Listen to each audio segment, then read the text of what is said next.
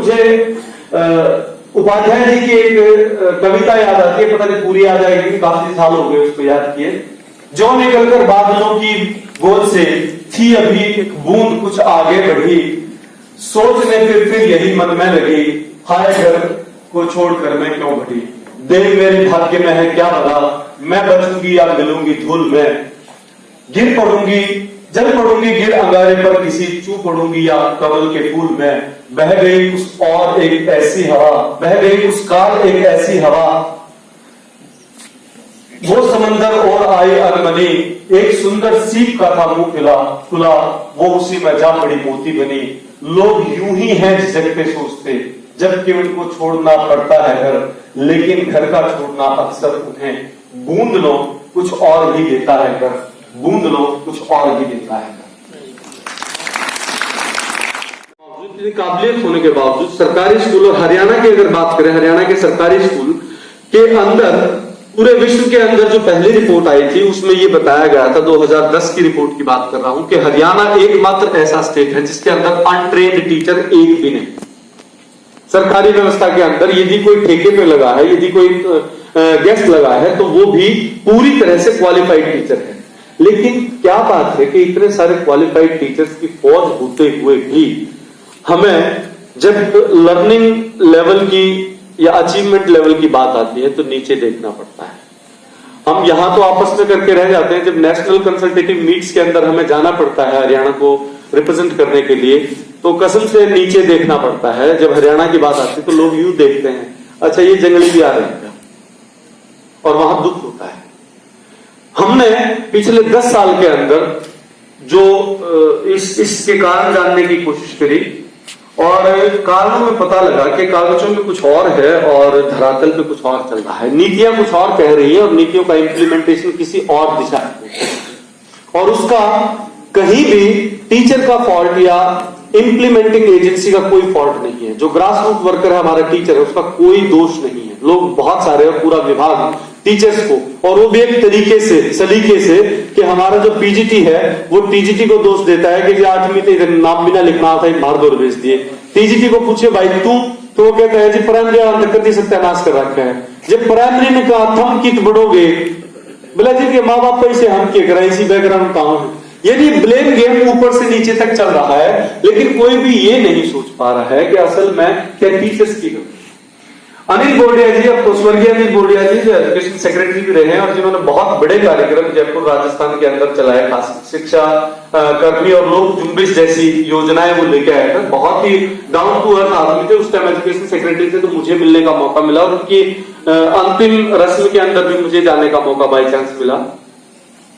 वो ये कहा करते थे कि शिक्षकों में कमी नहीं है, शिक्षक शिक्षण जो प्रोग्राम, शिक्षक प्रशिक्षण प्रोग्राम है, वो जो प्री सर्विस और इन सर्विस टीचिंग प्रोग्राम है हमारे, उन प्रोग्राम्स के अंदर मेजर फॉल्ट है। आप हमारी बीएड को, जेबीटी को देख लीजिए कि उसके अंदर क्लासरूम टीचिंग या क्लासरूम टीचिंग प्रैक्टिस की तरह देखती होती है। मुझे नहीं पता 15 दिन से ज्यादा होती है कि आप सब जानते होंगे जी सर। 1 महीना लगा दीजिए, कितने साल के कोर्स में 1 महीना सर? हर साल 1 महीना। आप चेंज कर दिया 4 महीने 16 हफ्ते की सेकंड ईयर में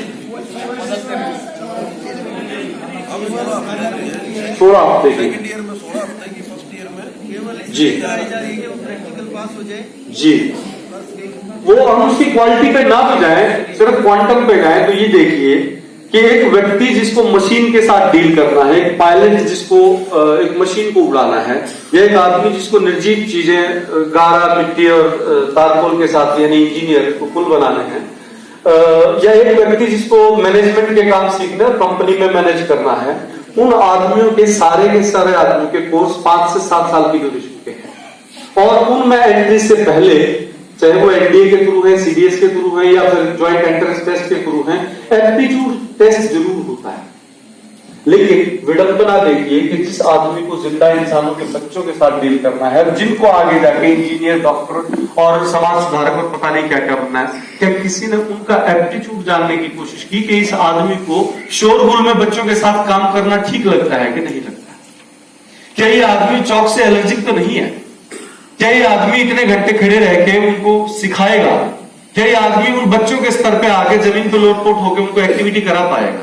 ये एप्टीट्यूड की बात जब आती है तो जो मशीनों के साथ डील करते हैं उनका एप्टीट्यूड तो टेस्ट कर लिया, लेकिन जिन्होंने जिंदा इंसानों के साथ डील करना था वो बेचारे बाई चांस, अभी कल की ही बात है, एक पियन ने हेड ऑफिस के अंदर, अभी पियन लगा था 1 महीना पहले, जब भी बहुत सारे भर्ती हुई थी, उसने रिजाइन किया। तो रिजाइन की कॉपी कल हम जब वहां गए थे तो ऑफिस के अंदर आई, हमने पूछा भाई ये पियन ने क्यों रिजाइन कर दिया, बड़ी मुश्किल से नौकरी मिली होगी। तो हमारा जो डाटा एंट्री ऑपरेटर है उसने बताया सर ऐसा ही लग गया, 1 महीने के अंदर, एग्जाम उसने पहले ही दे रखा होगा। हमारे युवा के अंदर वो अपने आप को परखने की ताकत ही नहीं रही, उसको पता नहीं है कि तू पीएन से और प्रोफेसर तक कहां सेट होगा। वो हर जगह फॉर्म भर रहा है, कहीं ना कहीं ये उसके अंदर का भय है कि पता नहीं कहां होगा। यानी चीजें हो रही हैं तो तुक्के से हो रही है, ना कि उसके हौसले से हो रही है। नहीं तो क्या बात है कि एक आदमी जिसने डबल एमए कर रखी है, पीएचडी कर रखी है और एमटेक कर रखी है, वो आदमी पियोन की भर्ती में आ रहा है और पियोन लग रहा है। हमारे अधिकारी कल पंचकुला के डीओ साहब बैठे थे, कहते थे यार ये लड़की है ना, इससे शर्म आती है काम करने में। बोला क्यों? बोला एमबीए एमटेक पियोन। ये हालत क्यों आ गई? क्योंकि शायद कहीं ना कहीं जो पॉलिसीज के अंदर शब्द लिखे थे 2-3, उन शब्द में से हमने एक पे भी काम नहीं किया। अगर आप हमारा जो आरटी का सेक्शन 29 है उसके अंदर ही देखें, 29C के अंदर 3 शब्द लिखे हैं, नॉलेज, जिसको नहीं दिख रहा है मैं बोल रहा हूं, नॉलेज, पोटेंशियलिटी एंड टैलेंट। अब मैं इसमें सवाल नहीं खड़े कर रहा हूं कि इनमें से हम कितनों पे काम कर रहे हैं, या फिर हम कोई ऐसी चीज लेके बैठे हैं जो बच्चे को बिना समझे उसके दिमाग में ठोक के और एग्जाम के नाम पे उससे उगलवा के गिन रहे हैं। ये ठीक उसी तरह की एनालॉजी है कि आपने सुबह बच्चे को नाश्ता दिया, 10 दाने गेहूं के, 10 चने के, 10 जवार के, 10 बाजरे के, 10 मटर के दाने, और फिर आप 3 घंटे बाद उसको कहते हैं बेटा उल्टी कर इस कागज के ऊपर और मैं गिनूंगा कि उसमें से तू ठीक ठीक कितने वापस निकालता है। यहां पे ऐसा कोई इवेल्युएशन नहीं है कि बच्चे ने रिटेन कितना किया, बच्चा उगल कितना सकता है। मुझे पता नहीं कि इवेल्युएशन का सिस्टम ये कब तक बदल जाएगा और बदलेगा भी नहीं, ऐसा भी हो सकता है। लेकिन जिन चीजों पर हमने मुख्य रूप से इस 10 दिनों के दौरान काम किया, अगर आपने नोटिस किया हो तो 2 अलग अलग विचारधाराएं हैं। एक बिहेवियरिस्ट अप्रोच कहते हैं, जिसको व्यवहारवादिता कहते हैं, और दूसरी रचनावादिता या कंस्ट्रक्टिविज्म कहते हैं। कागजों में तो बहुत पहले से लिखा हुआ है कि बच्चे को पनिशमेंट या रिवार्ड से अगर आप सिखाएंगे, इस पर चर्चा लंबी हो चुकी है, बहुत चर्चा नहीं कर रहा, सिर्फ इंडिकेट कर रहा हूं। कागजों में तो वो लिखा है कि वो अप्रोच जो है गलत है, लेकिन क्लासरूम के अंदर अब भी स्किनर बैठा हुआ है, अब भी पैवलोव बैठा हुआ है, डंडा लेके और करंट लेके और गोलियां लेके, जैसे कि वो बच्चे चूहे, कबूतर या फिर पालतू कुत्ते हो, जिनको इसी तरह से ट्रेन या प्रशिक्षित किया जा सकता है। लेकिन दूसरी तरफ जो रचनावाद है, कंस्ट्रक्टिविज्म है, उसके अंदर वो कहते हैं कि हम तो अपने ज्ञान का संश्लेषण करते हैं भाई, और इस तरह से संश्लेषण होता है। उसके अंदर अगर उसके अंदर टीचर के रोल को डिफाइन करते हैं तो टीचर एक सहायक के रोल से आगे नहीं बढ़ेगा। उसकी सहायता इतनी है कि वो लर्निंग एनेबलिंग कंडीशन पैदा कर दे, वहां पे उसका मटेरियल इकट्ठा कर दे जिससे वो बच्चा कुछ गतिविधि कर सकता है, उस चीज से रिलेटेड उस दिन वो लाके रख दे, और कुछ एक्टिविटी डिजाइन करके उन बच्चों को ट्रिगर कर दे, उसके बाद उनको प्रेरित करके छोड़ दे, जिसको हम कहते हैं ज्ञान पिपासा, क्वेस्ट फॉर नॉलेज। उसको जगा के छोड़ दे, प्यास बढ़ा के और छोड़ दीजिए, कुएं को अपने आप ढूंढ लेगा जिसको प्यास लगेगी। लेकिन हम उस तरह से कर रहे हैं। मैं एक एग्जांपल और ले रहा हूं, उसके बाद मुद्दे की बात पे आते हैं। मैं दिल्ली के अंदर किसी फंक्शन में गया हुआ था और वहां पे भीड़ भाड़ देख के मैं पार्क में निकल गया। वहां पे 2 मम्मियां 2 बच्चों के पीछे भाग रही, 2 मम्मियां 2 बच्चों के पीछे, लगभग एक ही एज ग्रुप के बच्चे थे। एक मम्मी के हाथ में कटोरी थी और चम्मच थी और कुछ खाने का सामान था, और वो चिल्ला चला के भाग रही थी, रुक जा 2 चम्मच खा ले, रुक जा। वो बच्चा खिलखिलाता वो पूरे ग्राउंड के चक्कर लगा रहा। दूसरी तरफ एक और मम्मी थी, वो खाली हाथ थी और वो उसको कह रही थी इस बार मैं तेरे को पकड़ लूंगी, देख कितना तेज भागा, इस बार मैं तेरे को पकड़ लूंगी, कितना तेज भागा, अगले चक्कर में पकड़ लूंगी। वो बच्चा रेस लगा रहा था, खूब तेज भाग रहा। मैंने दोनों मम्मियां थक के बैठ गई थी, मैंने उनसे पूछा कि क्या कर रहे थे, ड्रिल मेरे समझ में नहीं आई। तो एक ने कहा जी क्या करूं, कुछ खाता ही नहीं है, 1 चम्मच भी नहीं खाता। मैंने कहा ये दौड़ता कैसे है बिना एनर्जी के, ये मशीन तो हमें दे दो, आप अमेरिका वाले ले जाएंगे। अगर ये कुछ भी नहीं खाता है और इतना तेज दौड़ता रहता है कि आपको हांफना पड़ रहा है, तो फिर तो खास मशीन बनाई है भगवान ने। कहते हैं जी बस क्या करूं, मन चला है, कभी 1 चम्मच जबरदस्ती ठोस देती हूँ, कभी इसको भगा के खिला देती हूँ। दूसरी मम्मी से पूछा तो वो बड़ी खुश थी कहती जी मैं इसको खाने के लिए कभी नहीं कहती, बल्कि ये मुझे खाने के लिए कहे तब भी मैं इसको खाने के लिए नहीं देती कि ना अभी आधा घंटा और ले लूं। मैं इसको दौड़ाती रहती हूँ मूर्ख को, ये अपने आप इसको भूख लग जाती है, प्यास लग जाती है, ये मेरे से छुटा के जाता है घर में और जो कुछ मिल जाए उसको फटाफट खा के आ जाता है। यानी वो कुछ ऐसा कर रही थी कि वो उसके लिए भूख प्यास जगा रही थी, जिससे वो खुद जो भी कुछ अवेलेबल है घर के अंदर उसको ग्रैब कर ले और अपना न्यूट्रिशन निकाले। लेकिन दूसरी मम्मी जबरदस्ती उसके अंदर ठोकने की कोशिश कर रही थी, जबकि उसके अंदर अर्ज नहीं थी, पिपासा नहीं थी। हम शिक्षा के अंदर भी ऐसे ही कोई गलती कर रहे हैं कि हम ऊपर वाली खीर की कटोरी लेके बच्चे के पीछे दौड़ रहे हैं कि इसको ठोक लो, लेकिन अगर हम ये करें तो शायद उसके अंदर क्वेस्ट फॉर नॉलेज या ज्ञान पिपासा जाग जाए, वो अपने आप आपकी बनाई हुई कंडीशन के अंदर से वो सारा न्यूट्रिशन, वो सारा ज्ञान संश्लेषित कर दे। अगर आधे से ज्यादा टीचर्स को जो कि कार्यशालाओं में आए, करीब करीब 767 टीचर्स ने कार्यशालाओं के अंदर सितंबर से अब तक भागीदारी की है, और मैं दावे के साथ कहता हूं कि हर डाइट में अगर हमने 80% कवरेज की है और उस डाइट में 20 या 25 आदमी हैं, उसमें से केवल 5 आदमी भी अगर इस मर्म को समझ गए तो वो 5 आदमी ही हरियाणा की तकदीर बदल सकते हैं। मैंने लिखित में हरियाणा सरकार को ये चैलेंज दिया था कि 1 साल मुझे आप मत टोकिए, 1 साल हमें अपने पागलपन के साथ पागलपन करने दीजिए और हम कुछ सरफिरे अपने जैसे ढूंढ लेंगे जिनको वास्तव में राष्ट्र के और मानवता के भविष्य की चिंता होगी, और वो कुछ चीजें जो हम यहां से देंगे उसके बाद अपना ज्ञान उसके ऊपर निर्मित करके और बहुत बेहतर करना शुरू कर देंगे। एक दिया भी एक ने जला दिया तो दिया कभी नहीं कीजिएगा। यहां तो हम 767 दियों की बात कर रहे हैं, जिसमें से मुझे उम्मीद है कि 500 कम से कम जाग गए होंगे। कुछ ऐसी मजबूरियां हो सकती हैं कि मैं आपने कार्यशाला कराई, आपके मुंह पे आपकी तारीफ ना कर पाऊं, उसकी जरूरत भी नहीं होती, लेकिन मुझे पता है कि जो आदमी यहाँ पे चेतन अवस्था के अंदर बैठा है उसके यहाँ और यहाँ बहुत सारी बातें स्टोर हो गई है, वो चाह के भी उनको मिटा नहीं सकता है। वो दर्द यदि हम जगा पाए कि हम किन बच्चों के लिए काम कर रहे हैं। आपने कभी ध्यान से सोचा हो कि सरकारी कार्य प्रणाली के अंदर किन बच्चों के लिए काम कर रहे हैं? उससे पहले मैं 2-3 समस्याएं यहां पे लिख रहा हूं कि हमारे तंत्र के अंदर समस्याएं क्या हैं, जो कि टीचर्स ने मुझे बताई, और ये 99% टीचर्स ने मुझे बताया कि जी इसलिए हमारे नतीजे अच्छे नहीं आ रहे हैं कि ये समस्याएं हैं। मैंने कहा क्या समस्याएं हैं जी? एक तो ये बालक आपने बेरा है ना जिन घर आता हूं, मुझे सच में नहीं पता था कि ये बच्चे किन घर आता हूं। ये सोचने का विषय है कि एक शिक्षक या शिक्षिका बहुत जोर देके ये समझाने पे तुली है लोगों को कि ये इसलिए नहीं सीख रहे कि ये उन घरों से आते हैं।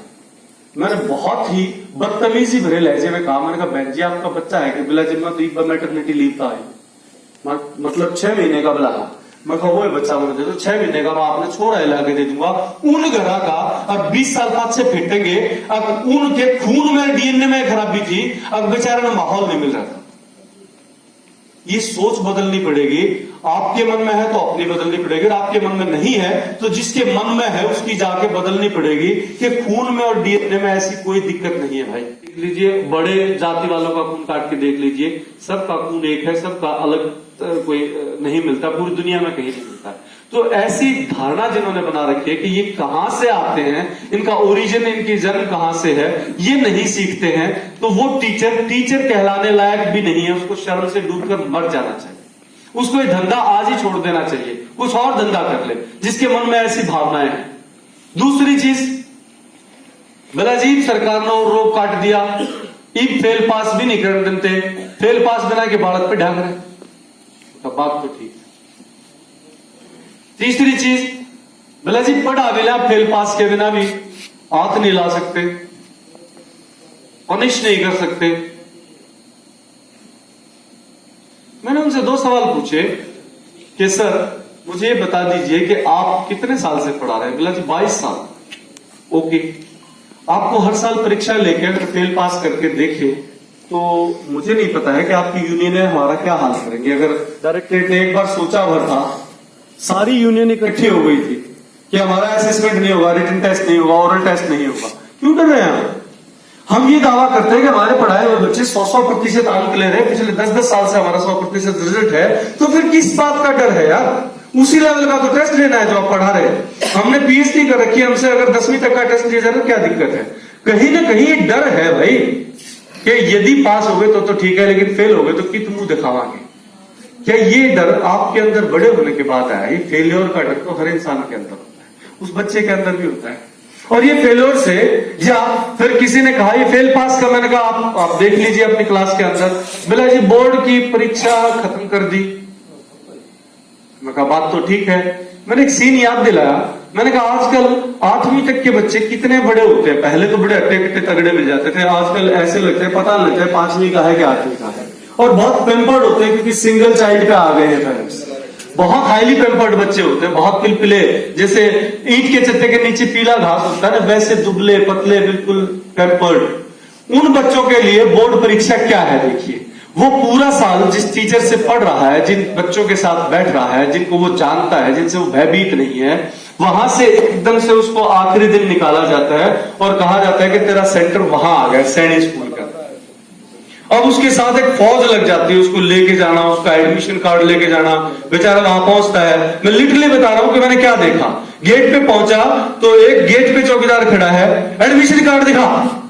वो छोटा सा बच्चे को पता ही नहीं एडमिशन कार्ड क्या होता है। बोले जी वो बोला आड़ा बड़न खातर तरह के आया होगा। बोले जी तो पीटी साहब ले रहे हैं, सारे बड़का इकट्ठा, साइड हो जा फिर। वो बच्चा वहीं डर गया, यार ये तो हमारे स्कूल में नहीं होता। 8वीं के बच्चे की, छोटे से बच्चे की बात कर रहे हैं। उसके बाद पीटी साहब आए, उसकी एंट्री करा दी, क्लास में जाके बैठ गए। क्लास में देख रहा है वो टीचर ही नहीं है, वो क्लासरूम है जहां पे वो इजीली बैठा करता था। आप ये देखिए कि एक सीट पे आप 2 घंटे बैठे, उसके बाद दूसरी सीट बदलते हैं तो अनकंफर्टेबल लगता है थोड़ी देर तक। आप में से कुछ लोगों ने शिकायत की जी मन तो नींद ना आती। मैं क्यों बोला, मेरा तो खाट भी बदल देने को मन करा, नींद ना आए। और तो बोला आपने शहर भी बदल दिया, कमरा भी। एक और बड़ी अच्छी शिकायत आई, बोला जी ये टॉयलेट जो है ना, मैं अपने घर के टॉयलेट में फ्रेश हो सकूं। बोला और किसी टॉयलेट में फ्रेश नहीं हो, तो कितने भी नहीं जा सकता। कितनी छोटी छोटी चीजें हैं जो हमें अनकंफर्ट देती है, लेकिन हम उस बच्चे के बारे में सोचते हैं कि वो उस माहौल से जिसके अंदर वो पूरा साल, बल्कि 8 साल तक पढ़ा था, वहां से अचानक अजनबी स्कूल, अजनबी इमारत, अजनबी लोगों के बीच में छोड़ रहे हैं। खैर वहां इंस्ट्रक्शन बड़ी सख्त दी जाती है, सुन लो अगर किसी ने यूं भी गर्दन की ना तो बाहर निकाल दूंगा। अब बच्चे को यूं गर्दन का मतलब लिटरली समझ में आता है कि यूं गर्दन नहीं करनी, उसकी चाहे नाक दुख लाग जाए, न्यू बैठा रहेगा पूरे पेपर में। अब थोड़ी देर के बाद फोर्स आती है, जैसे फिल्मों में धुआं उठ गया, दुगड़ दुगड़ दुगड़ दुगड़ तो क्या होगा, फ्लाइंग पुलिस। वो बेचारा उस सीन को ही देखता रहता, उसके दिमाग में जो कुछ था, उस टेंशन के अंदर कुछ नहीं निकलता, और लास्ट में जो कुछ जैसे भी कर करके वो आ जाता है। इस दहशत भरे माहौल के अंदर एक छोटा सा बच्चा क्या परफॉर्मेंस दे और क्यों दे। बोर्ड की परीक्षा है क्या, इस पे सोचने का विषय है। आपने एक अंग्रेजी का शब्द अगर सुना हो, सीप, जिसको हिंदी में छलनी बोलते हैं शायद, और मार्गन एज ने छालनी बोला है। और छालनी ईद तो घरा को नहीं रही, तो साफ करे कराएगी पैक हो गांव या फिर आटा सीधा दादे करा करती, मार करा करती, फिर थोड़े दिन हमने करा, फिर वो छालनी भी गायब होगी, वो लोहार भी गायब होगी जो उन्हें कील मार के सही लाया। करा क्या करते उस छालनी के, उसमें हम कुछ अनाज डालते हैं और उसके अंदर अनाज के दाने के आकार का उससे थोड़ा बड़ा छेद होता है, जिसको जब हम हिलाते हैं तो उसमें से परफेक्ट जो दाने हैं जो उस साइज के हैं वो निकल जाते हैं, और बाकी जो ऊपर बचता है उसको हम गेगला कहते हैं। हमारी तरफ, आपकी तरफ पता नहीं क्या कहते हैं। जो अनवांटेड मटेरियल है, जिसके अंदर डंठल है, कंकड़ पत्थर है, वो गेगला ऊपर रह जाता है। और उसको हम पहले तो हम जो डांगरा खोर आ गए उसमें गिरा करते, क्योंकि उसका 90% जानवर खा सकते हैं, हमारे काम का नहीं, लेकिन वो बेकार है। उस गेगला ने काट के गेट दिया करते। बोर्ड की परीक्षा वैसी ही छलनी है जिसमें हर शिक्षक ये कह रहा है कि यदि आपको हमारे नतीजे चाहिए बोर्ड क्लासेस के अंदर पहुंचते पहुंचते, तो हमें छोटी कक्षाओं से ही एक छलनी दे दीजिए। हम पढ़ाना लिखाना तो नहीं जानते, लेकिन हम इतना कर देंगे कि जो खुद किसी तरह मर खप के पढ़ गए हैं या घर से पढ़ आए हैं, हम उनको छांट के आपको दे देंगे अगली क्लास में बिठाने के लिए, और बाकी गेगले को हम बाहर फेंकेंगे। यानी हम छांटने का काम कर सकते हैं। उसके बाद 5वीं में बोर्ड कर दो, उसके बाद 8वीं में बोर्ड कर दो, 10वीं तक आते आते 3 बार छलनी लगा के हम वो बच्चे दे देंगे जो केवल मेरिट लाकर 100% रिजल्ट रहेगा। लेकिन कभी सोचा है कि ये गेगला जो आपने निकाल के फेंक दिया था, ये दोबारा आपसे कब मिलता है?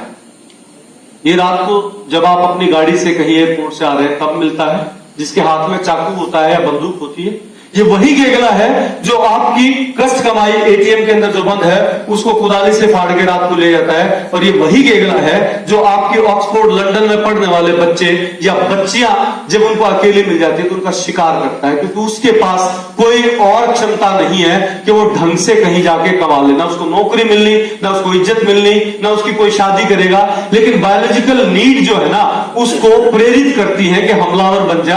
अगर तेरे को औरत चाहिए, औरत का सानिध्य चाहिए, उसको छीन झपट ले, बूढ़ी मिल जाए, बच्ची मिल जाए। ये तो बायोलॉजिकल सिस्टम है भाई।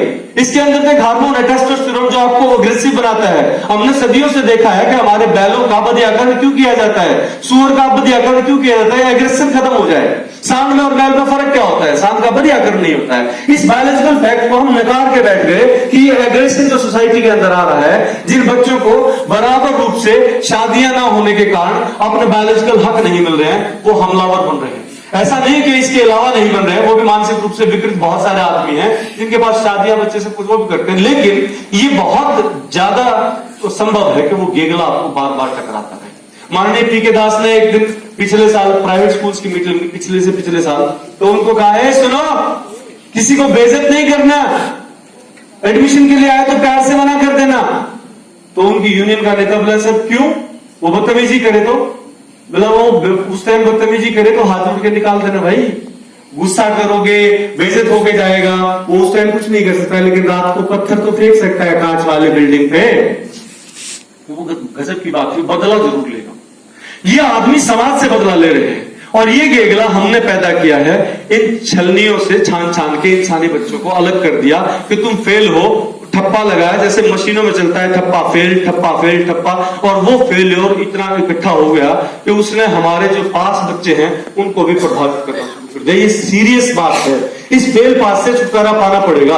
लेकिन जब वो ये कह रहे हैं शिक्षक कि 9th क्लास के अंदर आके देखो इस फेल पास ने क्या किया है कि 9th का बच्चा नाम तक नहीं लिख पा रहा। मैं उनसे पूछता हूं कि 9th में बच्चा फेल हुआ या फिर 9th तक आते आते 20, 30, 40, 50 जो हाईली लर्नर आदमियों के बीच में रहा, जिस माहौल में रहा या उसके पेरेंट्स के साथ रहा, समाज के अंदर रहा, वो समाज पूरा और वो पढ़े लिखे लोग तो फेल नहीं हो गए हैं कि वो 9वीं क्लास के अंदर भी अपना नाम नहीं लिख पा रहा है। ये सोचने का विषय है। बहुत सारी धाराएं प्रताड़ना की आ गई, प्रताड़ना पर हमने खूब बात की है कि एक आदमी अगर नहीं सीख रहा है, यही कार्यशाला से लेते हैं, इंसानी बच्चों के साथ काम करते हैं, इंसानों के साथ भी, कोई आदमी अगर उस वक्त नहीं सुन रहा जब मैं चाहता हूं कि सुने, क्योंकि विभाग के आदेश से बुलाए मेरे क्लास की तरह से आपको सुनना पड़ेगा, हमें सुनाना पड़ेगा, तो क्या उसकी बेइज्जती कर दूं और क्या बेइज्जती करने के बाद वो हमारी बात सुन पाएगा? ये सोचने का विषय है कि एक आदमी की बेइज्जती कर दीजिए, उसके बाद पूरी जिंदगी वो नहीं चाहेगा कि आपका आमना सामना करे। अगर आपको कुछ बिगाड़ सकेगा तो बिगाड़ेगा। तो वो बच्चा, एक छोटे से बच्चे को देखिए ना, उसको आप तेज बोलते हैं। मैं अभी एक्सपीरियंस कर रहा हूं, मेरा खुद का बच्चा 2 महीने का है। मैं एक्सपीरियंस करता हूं कि जब उसको मैं प्यार से बोलता हूं, प्यार के जेस्चर करता हूं तो वो स्माइल देता है, और जब मैं उसको डांट देता हूं मानव, तो वो कुछ नहीं करता, ये होठ बढ़ाता है। जो माओ को पता होगा बच्चा कैसे एक्सप्रेस करता है, यानी उसको उस एज में 2 महीने की एज में भी ये पता है कि तुझे डांटा फटकारा गया, तेरी बेइज्जती की बात। और आप पहली क्लास में देख लीजिए, एक बच्चे ने क्लास में सुसु कर दिया, घर तक रोता हुआ आता है कि मेरी तो शेम हो गई। उसको पता है कि शेम कैसे होती है, किन किन चीजों से होती है, उसकी बेइज्जती कैसे होती है। उसकी बेइज्जती, उसकी इज्जत को आप बार बार अगर चैलेंज करें तो खड़ा हो जा, हाथ ऊपर कर ले, उसको पीटते हैं, पता नहीं उल्टा करते हैं, उसकी उंगलियों में पेंसिल डालते हैं, प्रताड़ना को समझता है, वो आपकी इज्जत कभी नहीं करेगा और आपसे सीखेगा। तो फिर प्यार से सिखाना आना चाहिए। लेकिन कमी शायद यही है कि हमें प्यार से सिखाने के तरीके सिखाए नहीं गए, तो हम सिखाएं कैसे? हमें तो जिस तरह से, हमें अब भी याद करते हैं हम अपने टीचर्स को कि यार वो टीचर मारा बहुत करता, पर आज समझवाओ क्यों मारा करता, हमारे सुधार था हमारा। ये हमने गलत चीजें अपने आप को समझा दी। मारने से किसी का सुधार नहीं होता। अब बेशक से वेदों में लिखा है दंड शास्त्री प्रजा सर्वा, लेकिन उस कॉन्टेक्स्ट में बात होती है, पता नहीं किस संदर्भ में कही गई होगी। उस टाइम तो किसी आर्य समाज ने यह भी लिखा था कि बेस्ट शादी तो 24 साल की लड़की और 48 साल के मर्द के बीच में होती है, करा लो आज। उस टाइम उस संदर्भ में क्या चीजें ठीक थी, उसको आज के कॉन्टेक्स्ट में, आज की सिनेरियो के अंदर यूं का यूं नहीं रखा जा सकता। उस टाइम बहुत सारी अलग चीजें थी। उस टाइम पे जब उन्होंने ये कहा कि बच्चों के स्कूल से इतने किलोमीटर दूर हो और अलग अलग दिशाओं में मार्ग हो, आज हम कोविड की बात कर रहे हैं, उस टाइम शायद उस आदमी के लिए चैलेंज ये था कि बच्चे स्कूल में जाना तो शुरू करें। स्कूल में इससे अपोजिट जाओ दूसरे शहर में हो, लेकिन बच्चियों के लिए स्कूल तो हो, जाना तो शुरू करें।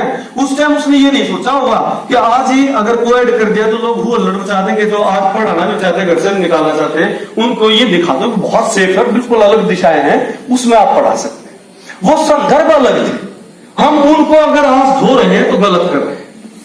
बहुत सारे और प्रोविजन थे इसके अंदर। ये छोटा सा एक्ट था जिसकी हत्या की गई।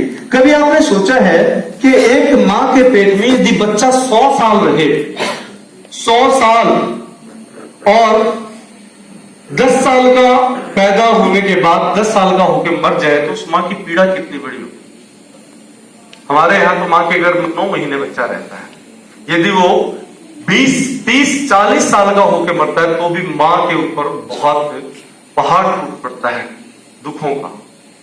लेकिन यदि कोई बच्चा 100 साल गर्भ में रहा हो और 10 साल का बहुत छोटी एज है, उसका ये भी नहीं देखा कि उसके अंदर पोटेंशियल क्या था, वो क्या क्या करता, यदि उसकी मिलजुल के हत्या कर दी जाए तो कैसा लगता। ये वो बच्चा था जिसका आप आरटी नाम रखते हैं।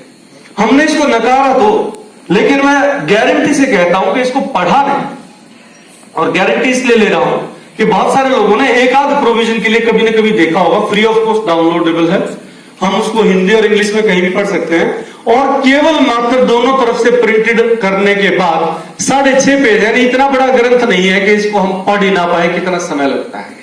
केवल 38 धाराएं, और 38 धाराओं में से गिनी चुनी 5 या 7 धाराएं ऐसी हैं जिनको पढ़ के हम ये समझ सकते थे कि मामला क्या है, इसको क्यों लाया।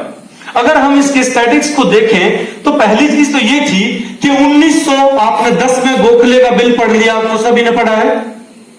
1910 के अंदर गोखले ने कुछ बात सोची, 1911 के अंदर जो लेजिस्लेटिव असेंबली थी वहां की, उसके अंदर उस प्रस्ताव को रखा। आज से पूरे के पूरे, आज का मतलब है जिस दिन आरटी एक्ट यहां लागू, हमारे यहां 2010 के अंदर लागू हुआ था, तो 1910 के अंदर ये बात चल रही थी कि शिक्षा फ्री और कंपलसरी होनी चाहिए। पता नहीं उस वक्त उसकी क्या मजबूरी रही होगी। इससे भी पहले इनको आइडिया कहां से आया था, रियासत बड़ौदा के अंदर उससे पहले से सभी बच्चों के लिए मौलिक स्तर की शिक्षा जो है वो मुफ्त और अनिवार्य थी। उन लोगों ने ऐसा क्यों किया होगा मुझे नहीं पता है। तो मैं कह रहा हूं कि सदी से ऊपर वक्त बीत गया इसके लिए लोगों को लड़ते लड़ते, और हमने इसको 10 साल के अंदर, असल नकार तो हमने उसी दिन दिया था जब ये एक्ट लागू हुआ था। नहीं क्या करते, एक प्रतिनाश हो जाएगा, फेल पास भी बंद कर दे, बालक को मारना भी नहीं, भी नहीं करना, नकार तो उसी दिन दिया था। 10 साल तो केवल ढंग से उसको मारने में लगे हैं, अभी उसके प्रोविजन खत्म करके, और ये ऑप्शनल कर दिया कि स्टेट गवर्नमेंट चाहे तो जिस क्लास में चाहे उसमें बोर्ड परीक्षा कर। मुझे नहीं पता है कि इसके फायदे होंगे, क्योंकि मैं इतना जानता हूं कि 2009 से पहले बोर्ड परीक्षाएं थी जो तीर मार ली, एक थी नहीं। उसी व्यवस्था के चरमराने से तो कुछ नया लेके आए थे। और दूसरे स्केल पे सोचे कि दुनिया के अंदर यूनाइटेड स्टेट्स ऑर्गेनाइजेशन यूएनओ के अंदर टोटल रजिस्टर्ड कंट्री लगभग 196 है। मुझे पता नहीं ठीक फिगर है कि 206 कुल दुनिया में देश हैं, और उसमें से करीब करीब 196 यूएन के अंदर पंजीकृत है। 196 देशों में से भारत से पहले 134 देश आरटी एक्ट को पूरी तरह से अपना चुके थे। वो पागल थे क्या? जिन देशों को हम फॉलो कर रहे हैं, जिसके अंदर मैक्सिमम डेवलप्ड कंट्रीज हैं, उन डेवलप्ड, एक तो हम ये कहते हैं कि जिस तरफ महान जन जाए उस तरफ जाना चाहिए। महान जन को यदि रिप्लेस कर दे कि जहां पे जो सभ्यताएं बहुत आगे बढ़ चुकी हैं उनकी डायरेक्शन में हम चले केवल अपनी संस्कृति को बचाते हुए, तो उनकी शिक्षा पद्धति को अपना लेने से क्या नुकसान हो गया। अगर आप परसेंटेज निकालें तो करीब करीब 69 पॉइंट समथिंग आएगा, 196 134 निकालें तो 70% दुनिया जिस एक्ट को पहले से अपना चुकी थी वो एक्ट गलत हो सकता है। ये मुझे बहुत बड़ी चिंता का विषय लगता है कि किसने सोच लिया कि 70% दुनिया बेवकूफ है और इंडिया वाले ठीक है कि इसको लागू नहीं करना।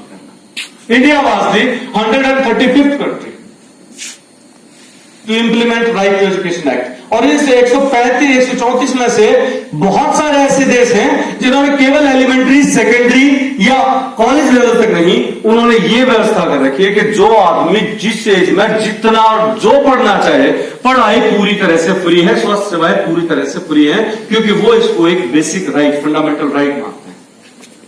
वहां ये कैसे ठीक ठाक चल रहा है, वहां भी फेल पास नहीं है। पता नहीं क्यों चल रहा है, शायद वहां के लोग पागल होंगे इसलिए चल रहा होगा, लेकिन वो देश विकसित है, ये पता है। इसके अंदर कुछ चीजें ऐसी गलत शायद डल गई जिनकी वजह से हमने उन गरीब बच्चों की तरफ से ध्यान हटा के और प्रावधानों की तरफ राग आलापना शुरू कर दिया। उन बच्चों का जिनका देसी भाषा में को उड़ाम भी उखाड़ा नहीं। आपको एहसास है कि हमारे पास कौन से बच्चे आते हैं? कभी उनके घरों में जाके देखा ही होगा, उनकी ड्रेस देखी होगी, उनकी फेल जिप जो 3-3 साल तक एक ही पैंट के ऊपर लगी रहती है, वो क्लिप देखी होगी जो मां से शायद मांग के लाते हो, सेफ्टी पिन जिप के अंदर लगा के, उनके बटन टूटे हुए देखे होंगे। आजकल तो फिर भी वर्दी वगैरह हम देने लगे हैं, लेकिन वो 2 वर्दियां 400, 500, 800 रुपए देने से पूरे साल तो कपड़े ठीक से पहन पाते। ये वही बच्चे हैं जब आप ये कहते हैं कि जून तक ये बच्चे नहीं आते, वो जून में क्या कर रहे होते हैं? मैंने तो देखा, आपने भी देखा होगा, लेकिन नोटिस किया कि नहीं पता नहीं। मैंने जाके देखा, छठी का बच्चा जून के महीने में फसल जिनकी काटी थी, वहां से उनको और उसके परिवार को केवल हक है कि नीचे खिंडे हुए दाने इकट्ठा करके अपने साल का अनाज इकट्ठा करें। कितने सारे खेत काटने पड़े होंगे उतना अनाज इकट्ठा करने के लिए, साल भर उनका पेट भर जाए। उस तपती गर्मी में जब हमारे जैसे जो बिल्कुल नॉर्मल आदमी हैं वो जमीन पे पांव नहीं रख पा रहे हैं, उस तपती गर्मी में छठी का बच्चा नाखूनों के साथ हमारी जो ये खेत के अंदर फरोज होती है उसमें से दाने निकाल रहा है, हमारे सरकारी स्कूल का बच्चा। दूसरी तरफ हम गाड़ी में जा रहे हैं रोड के ऊपर, और रोड के ऊपर नई सड़क बनाने के लिए गर्म तारकोल डाला जा रहा है। गाड़ी के शीशे बंद होने के बावजूद हमें भभकी सी लगती है जब वहां से निकलते हैं। आपने फील किया होगा, जहां पे रोड बन रहा हो, उस जहां गर्म तारकोल उड़ेला जा रहा हो, वहां खड़े होकर देखिए गाड़ी के अंदर भभकी लगती है। लेकिन फिर उस आदमी की तरफ देखिए जो कि काले जूते पहन के उसी भभकी के बीच में खड़ा होकर उसको उड़ेल रहा है। उनके बच्चे हमारे पास उनके बच्चे हैं। जब हम धूप के अंदर एसी चेक करना शुरू कर देते हैं कि एसी कूलर काम कर रहा है कि नहीं, लेकिन वो हमारे ही घर के अंदर उन गर्म ईंटों को उठा के पूरा दिन पकड़ा रहे होते हैं, जिसको आप एक बार उठा के देखें तो हाथ जल जाएगा। वो बच्चे आते हैं जिनके माँ बाप पूरा दिन ठेकेदार की कम दिहाड़ी और ज्यादा गालियों के ऊपर काम करने के आदी हो चुके हैं, जिल्लत भरी जिंदगी जीते हैं। रात को मैं तो ऐसा कहता हूं कि उन लोगों को दारू पीना बहुत लाजमी बल्कि कंपल्सरी कर देना चाहिए, ताकि अगले दिन फिर शरीर को मेहनत और जिल्लत को सहन करने के लिए कुछ घंटे की नींद बेहोशी में तो काट ले दारू पी के। क्योंकि हमें एक दिन को पूरा दिन में एक गाली मिल जाए, झिड़की दे दे, तो हम रात को चैन से सो नहीं पाते भाई। लेकिन उनका रूटीन का मैटर है। हम ये चाहते हैं कि जब लंच का 1 घंटा हो तब भी उसको इस्तेमाल कर लें। भाई तू 2 चाप पकड़ लेने, कुर्सी लिया ने, टाइम हो गया उठ लेने, बैठे हुए है तुम्हारा। आप देखिए तो उन लोगों के बच्चे हमारे पास आ रहे, उनके लिए कोई वेदना संवेदना नहीं। और उस पे यदि मेरे जैसा कोई शिक्षक ये कह दे कि जी मैं क्या करूं, 10 बार डायरी में नोट चढ़ा दिया, मैं उससे पूछता हूं कि वो आदमी जो पूरा दिन गालियां खा के आया है, वो आदमी जो तारकोल उड़ेल के आया है, उसकी प्राथमिकता घर पे आने के बाद ये होगी कि बच्चे का होमवर्क की डायरी चेक कर लूं। क्या वो पढ़ पाएगा उसको? मुझे तो नहीं लगता है कि उन लोगों की शिक्षा से कोई अपेक्षा बच जाएगी। तो फिर ऐसे बच्चे अगर अनाथ कह दिए जाए तो अतिशयोक्ति है क्या? दूसरी तरफ एक लॉबी है। ये 3 पार्टाइट सिस्टम है एजुकेशन का पूरा। यदि आप उपक्रम समझ लें, the whole enterprise of education is 3 partite. इसमें 3 तरह के स्टेक होल्डर हैं। एक तरफ बच्चा है, द स्टूडेंट हिमसेल्फ और हरसेल्फ। एक तरफ पेरेंट्स हैं, इसको आप कम्युनिटी कह सकते हैं। और एक तरफ विभाग और विभाग के नुमाइंदे हम, यानी टीचर। अगर पढ़ाई अच्छी होगी तो सबसे ज्यादा फायदा किसका होता है? इसका भविष्य बन जाएगा, या आईएएस बनेगा, मास्टर बेचारा मास्टर रहेगा। तो फिर शिक्षा के उपक्रम में सबसे ज्यादा संजीदा किसको होने की आवश्यकता है? बच्चे, क्योंकि इसके भविष्य की बात है। भाई पढ़ेगा तो तू बढ़ जाएगा, मेरे के घर तो नाच गिर के जाएगा। लेकिन फिर से सोचिए कि हम किस बच्चे की बात कर रहे हैं। हम 10+2 सिस्टम के अंदर जिन बच्चों को पढ़ाते हैं वो बच्चे नाबालिग हैं भाई, बिलो 18। जिसको कोर्ट भी ये कहता है कि इसकी गवाही नहीं चलेगी, इसके नाम प्रॉपर्टी नहीं दी जा सकती क्योंकि अपना अच्छा बुरा नहीं सोच सकता, इसको बहकाया, इसको बहलाया और फुसलाया जा सकता है। उस बच्चे को ये जिम्मेदारी कैसे दे कि तू अगर नहीं अपना भविष्य का समझता तो मैं क्या करूं, तेरे अंदर डाल दूं क्या? इस बच्चे से उम्मीद नहीं की जा सकती कि अपना भला बुरा और इतनी दूर की कौड़ी सोच जाए कि मैं आईएएस बनूंगा, आईएएस बनने के बाद मेरा भला होगा, मेरे परिवार का होगा, उसके बाद मेरा गांव की तस्वीर बदल जाएगा तो कितना बड़ा आदमी है। ये बच्चा नहीं, और खासकर जो ऐसे वर्ग से आता है जो हाशिए पे धकेला गया है, उसके बच्चे के पास तो ऐसा विजन होगा, मुझे ऐसा नहीं।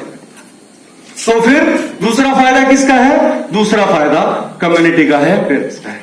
देखिए कितनी भारी विडंबना है। किसी भी कॉन्ट्रैक्ट के अंदर जो ज्यादा पे करता है उसका लायक शेयर रहता है, उसका वृद्ध हस्त रहता है, ऊपर हाथ उसी का रहेगा।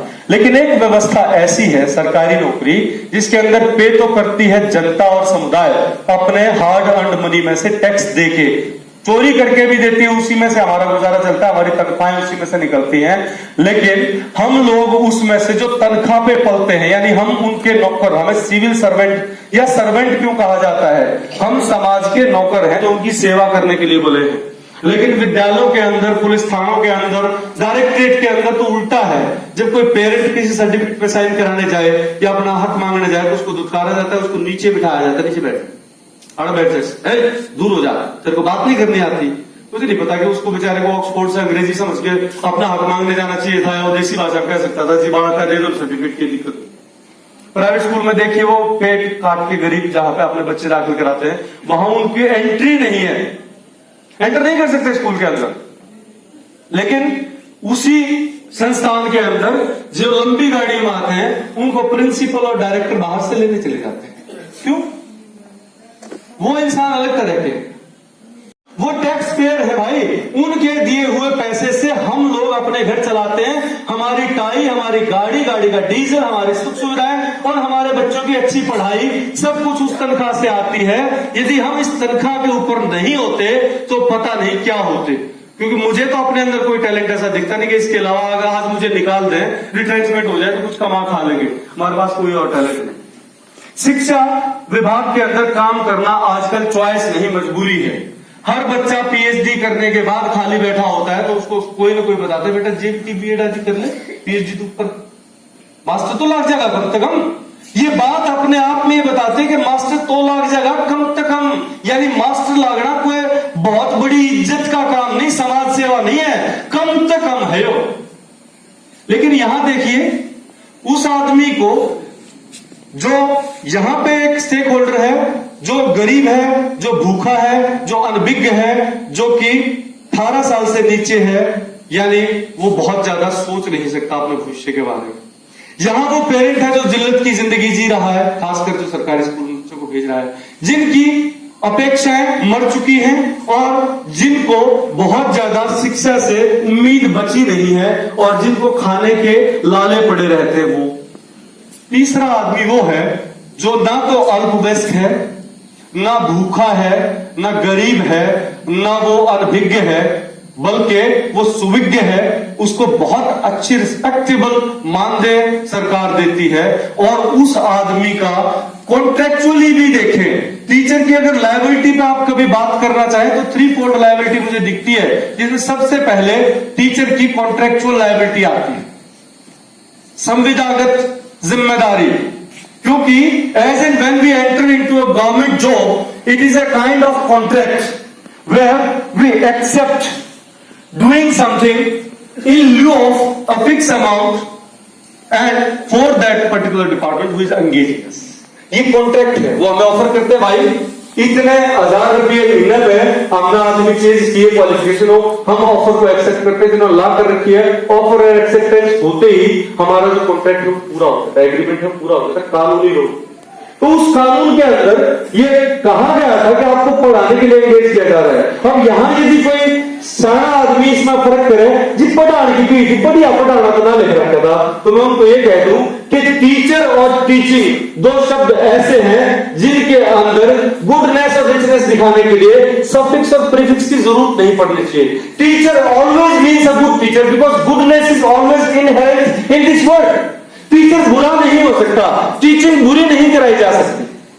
तो फिर वहां अगर टीचिंग के लिए हमें एंगेज किया है तो हम संविधागत रूप से बंधे थे कि हमें गुणवत्ता शिक्षा ही देनी है, जो कि हम पता नहीं दे पाए कि नहीं दे पाए। दूसरी लायबिलिटी प्रोफेशनल लायबिलिटी है। हम टीचिंग के प्रोफेशन के अंदर हैं। एक सीन बता रहा हूं आपको, डी पार्क रोहतक के ऊपर एक छोटी सी बच्ची को किसी कार वाले ने साइड मार दी और वो एक्टिवा पे थी, वो आके धड़ाम से गिरी और उसका सर फूट गया, मोनी वगैरह की फूट गई। हम कपड़े खरीद रहे थे वहां पे अजय गांधी के पास, लोग इकट्ठे हो गए, भीड़ लग गई और ट्रैफिक जाम हो गया। जहां पे माननीय पूर्व मुख्यमंत्री जी की कोठी है, वहां पे भीड़ लग गई तो पुलिस रहती, वहां पे पुलिस भी आ गई। अचानक भीड़ में से एकदम से रास्ता बनता है, कोई दौड़ा दौड़ा जा रहा है कार की तरफ। उस कार में एक लड़की बैठी है जिसने एक सफेद कोट डाल रखा है और गले में स्टेथोस्कोप लटका हुआ है, वो जाम में फंसी हुई सबसे आगे। तो वो आदमी ऑलमोस्ट जबरदस्ती उसको गाड़ी से उतार रहा है, सब उसकी तरफ देखने लगे बच्ची को छोड़ के, और वो चिल्ला रहा है कि आप इलाज कीजिए इसका, आप उसको फर्स्ट एड दीजिए। And you know what she said, कहते I am sorry, I am off duty now, मेरी तो 2 बजे तक ड्यूटी होगी।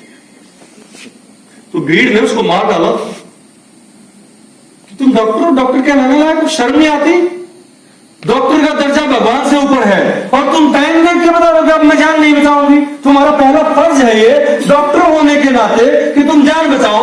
क्या वहीं पे हम इस शब्द को भी डाल के देखें कि 2:30 बजे के पहले के शिक्षक हैं क्या हम केवल उस स्कूल के शिक्षक हैं जहां पे हमें तनख्वाह मिलती है, पोस्टेड हैं, या हम शिक्षक हैं एज ए प्रोफेशनल, हमने शिक्षा को अपना रखा है। तो फिर हमसे वो उम्मीद सरकार को और विभाग को नहीं होनी चाहिए कि हमारी वो बीइंग इन दैट प्रोफेशन, हमारी प्रोफेशनल लायबिलिटी नहीं है इस कॉन्ट्रैक्ट के अलावा भी कि वंस ए टीचर। हमने तो ये भी सुना 80 साल का होगा मास्टर जी मर गया तो लेडी आई वो घर में खैया कौन थी ताई, बोले मास्टरनी थी। मुखा मास्टरनी तो ना लगती है, अनपढ़ है। ना इनके हस्बैंड मास्टर जी थे, गुजर गए। यार मास्टर का तो इतना बड़ा काम है कि उसका हस्बैंड भी मास्टर है, वो अनपढ़ है तो भी मास्टर नहीं को, हर मास्टर के बालक को आंचे वो दाग के मारते हो, तो वो प्रोफेसर का टैग उस पर लगा हुआ है, तो उसकी भी तो कोई जिम्मेदारी है। तो प्रोफेशनल लायबिलिटी भी हमारी है। और तीसरी लायबिलिटी है सोशल लायबिलिटी, सोशल ऑब्लिगेशन या लायबिलिटी। हम मास्टर भी ना होते, एक बार सोच के देखिए कि आपके पास करोड़ों रुपए हो और आपको एक आइलैंड पे अकेले बिठा दिया जाए, आप बहुत सुंदर और हंसपुष्ट हैं, आइलैंड के ऊपर कुछ नहीं है आपके अलावा, तो क्या उस वक्त भी उन नोटों के सहारे आप आज की स्थिति में सम्मानजनक जिंदगी जी सकते हैं? सिर्फ नोट है, कहीं आने जाने का कोई साधन नहीं है, पूरी जिंदगी आप उसी आइलैंड पे रहेंगे। ग्रो तो पता नहीं करते रहेंगे, फल फूल कंद मूल खा के, नोट को तो खा नहीं सकते, उसको थोड़ी देर में आप फेंक देंगे, उसको सिलाई करके घास से पहनने का कुछ बना सकते हैं।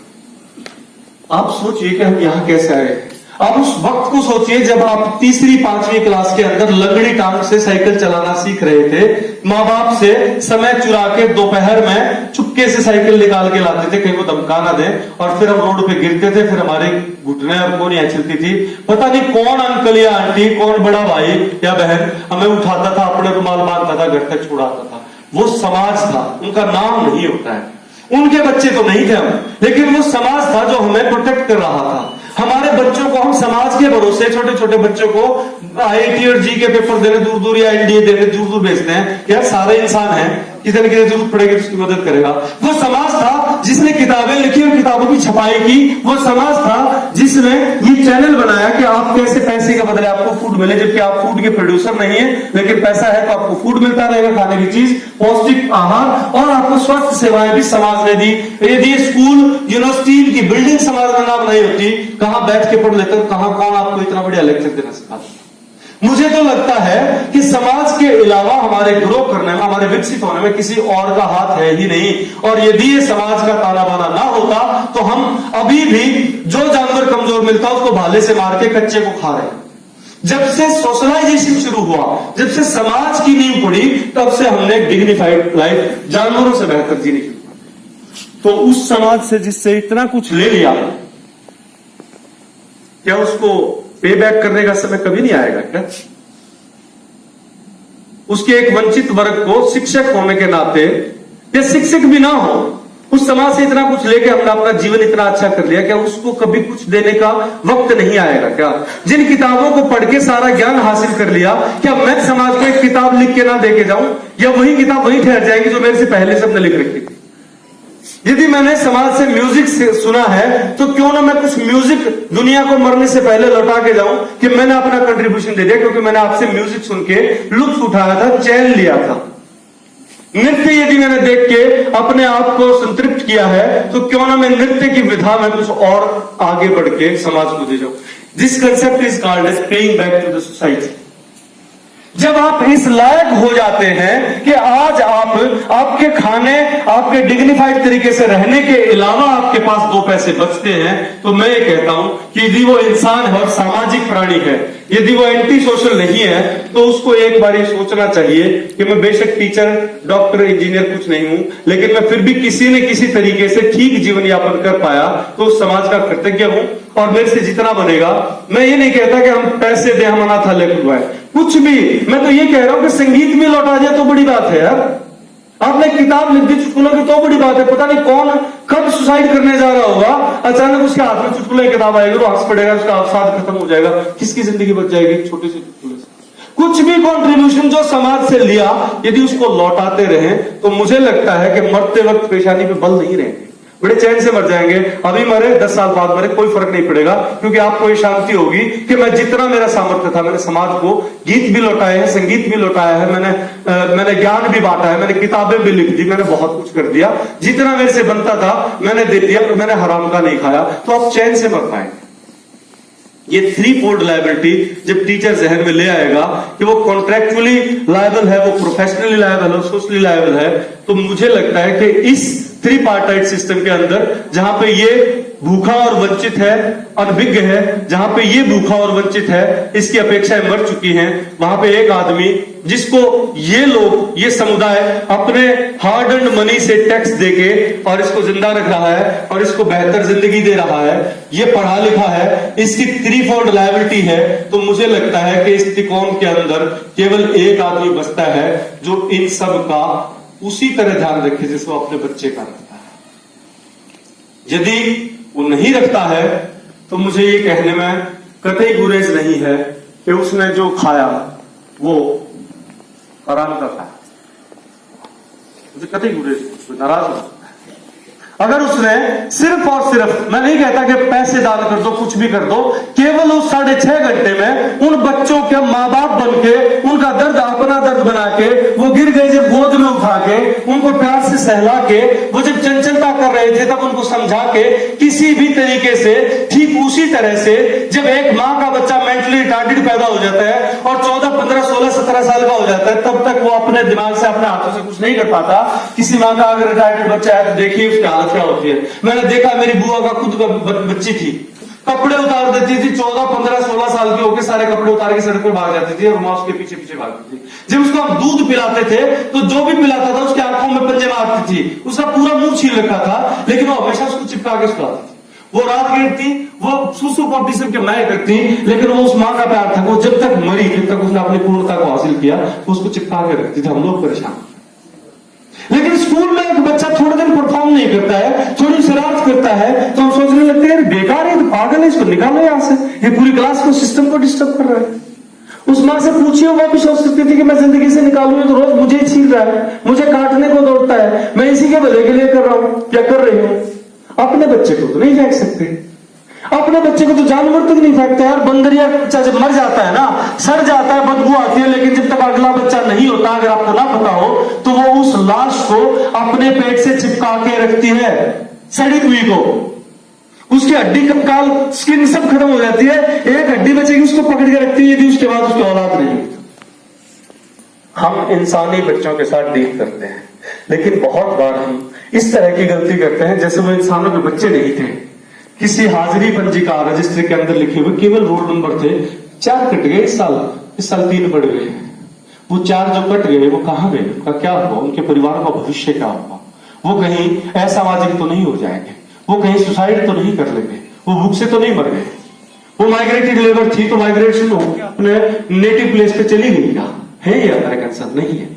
स्कूल के अंदर हमारे बहुत सारे कंसर्न है जो अपने परिवार के लिए हैं। मैंने बहुत बार देखा है कि ओहो राम दर्शन हो रहा है, गरा ये रामरती बेबे मेरी छात पर तो लगते तारी है, मैं आज लगते सुखाए कि राम दर्शन हो रहा है, मुझे घर का काम याद रहा। मेरे जैसे जो प्रॉपर्टी डीलिंग करते हैं उनको याद रहता है भाई ओमैक्स में के रेट साल प्लाई तो बद गया मेरे दोनों प्लाट काट दे। हम वहीं पे मोबाइल पे सारा काम निपटा रहे हैं, अपने प्रमोशन की फाइल कहां गई फलाना दिमकाना 6.5 घंटे में अपने तो सारे काम कर रहे हैं। लेकिन ईमानदारी से अपने दिल पे हाथ रख के सोचिए कि 6.5 घंटे के बाद आपका जो लेजर टाइम है घर में जाने के बाद कितने टीचर हैं जिसके जहन में वो बच्चा आता है जो आज काम करके नहीं लाया और वो साइकिल उठा के मोटरसाइकिल उठा के कार उठा के उस बच्चे के घर जाता हो या एक फोन कॉल करता हो कि जी बच्चा ठीक है कि नहीं, क्योंकि आजकल उसकी परफॉर्मेंस कम चल रही है, कोई घर में अशांति तो नहीं है, कोई परेशानी तो नहीं है। क्या हम अपने समय में से उनको एक कॉल देते हैं? नहीं। हमारे लिए शाम को घूमना अत्यंत आवश्यक है, हमारे लिए ताश खेलना अत्यंत आवश्यक है, लेकिन उस वक्त जो वक्त हमने उनके समय से खाया जिसका हमें मिल रहा था, उस वक्त के जानने के बाद अपने समय में से हम कितना समय देते हैं ये हर इंडिविजुअल को अपने अपने हृदय पे हाथ रख के सोचने की जरूरत है। तो क्या हम न्याय कर रहे हैं उस तनख्वाह के साथ जो हमें मिल रही है, जिसकी वजह से आज हम एक अच्छी जेंट्री के मेंबर्स कहलाते हैं? मुझे पता नहीं है हम कितना कर रहे हैं, मैं अपने आप को आंक रहा हूं, आपको बिल्कुल नहीं कह रहा हूं आप अच्छे टीचर हो सकते हैं। अगर इन सब चीजों को समझ लें तो मुझे लगता नहीं है कि साल भी लगेगा। एक साथ यदि 2 महीने के अंदर एक हमने सपना सोचा था, कैलकुलेशन की थी कि हम 4 बैच निकालने के बाद बेस्ट 50 निकालें, बेस्ट 50 में से 20-25 हमारे पास और बेस्ट निकले, जिनके आने के बाद हम एक साथ 4 या 5 बैच को एक साथ हैंडल कर सकते हैं ताकि बहुत लंबा समय ना लगे। जब वो 4-5 बैच को हैंडल कर लेंगे तो 500 आदमी की फौज खड़ी हो जाएगी और वो 500 आदमी एक साथ पूरे 21 के 21 या 22 डिस्ट्रिक्ट के अंदर एक साथ ट्रेनिंग शुरू करेंगे। तो हर डाइट के अंदर 50 का बैच एक बार जाएगा।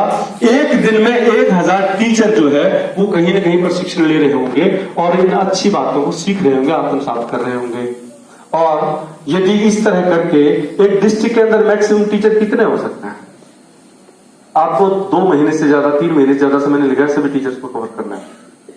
यदि 3 महीने और लग गए और 6 महीने हमने खा लिए थे तो 6-3 9, और अगर 3 महीने और उनको दे दें कि वो जाके दिल से सब कुछ सीख के क्लासरूम के अंदर उस प्रैक्टिस को अपनाने में, उस प्रेम को बरसाने में शुरुआत कर दें, तो 1 साल से ज्यादा वक्त मुझे नहीं लगता कि पूरे सिनेरियो को बदलने में लगेगा। एक बयार एक जंगल की आग की तरह चीज फैलती है।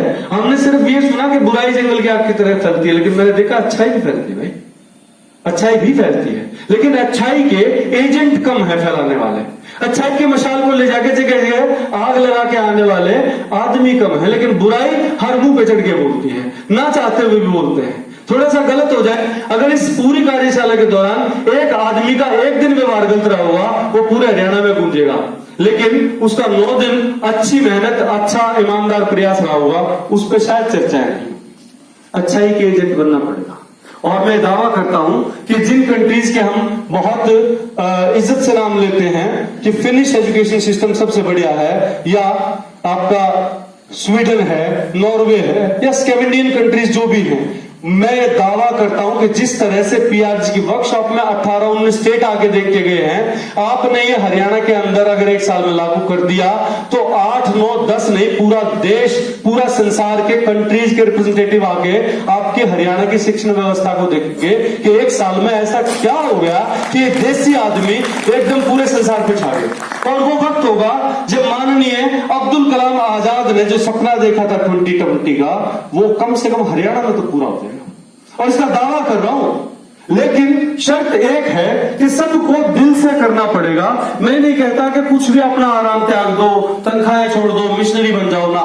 6.5 घंटे या 5 घंटे जितना हमें काम मिला है उस वक्त सब कुछ भूल जाए, केवल उस काम को मिशनरी की तरह से करें। वो दर्द की ज्वाला हमेशा जलाए रखें कि मेरे 1 घंटा वेस्ट करने से किसी एक बच्चे की और एक परिवार की पूरी जिंदगी खराब हो रही है, और मेरे 1 दिन के फोन से, 1 दिन उस बच्चे के घर जाने से एक पूरा परिवार नष्ट होने से बच जाएगा।